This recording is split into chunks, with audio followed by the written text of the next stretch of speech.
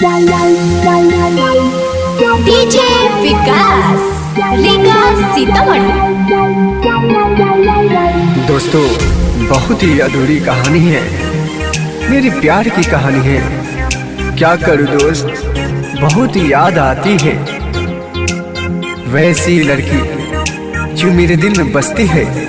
वो पुरानी बातें बहुत ही याद आती है। जुदाई कइलू, विदाई भइलू, जुदाई कइलू, विदाई भइलू, रुलाई गइलू, जुदाई कइलू, विदाई कइलू, जुदाई भइलू।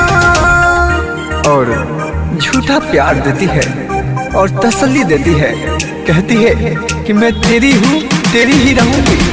झूठी तेरी प्यार कहानी, तेरी वादे, तेरी निशानी हमेशा रहेगा बाबू।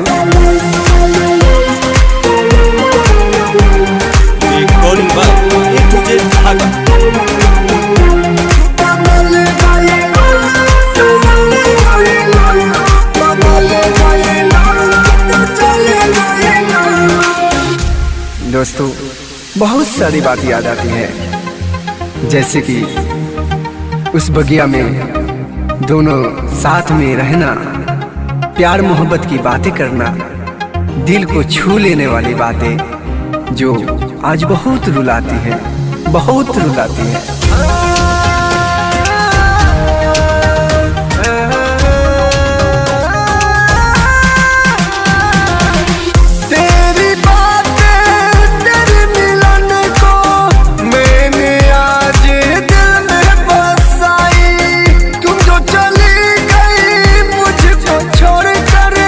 अपने दिल को बड़े समझाए। डीजे विकास रीगा सीतामढ़ी।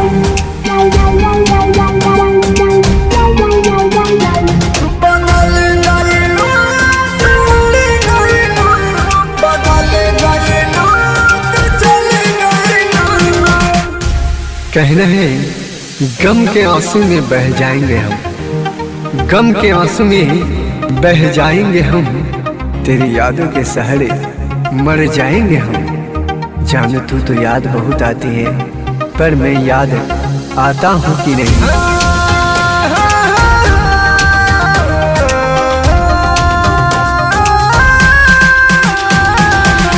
तू जो यादें करे या ना करे, तेरी यादें हमको सताए। बाहों में सोना, मीठी बात करना, हमको बहरा रुलाते।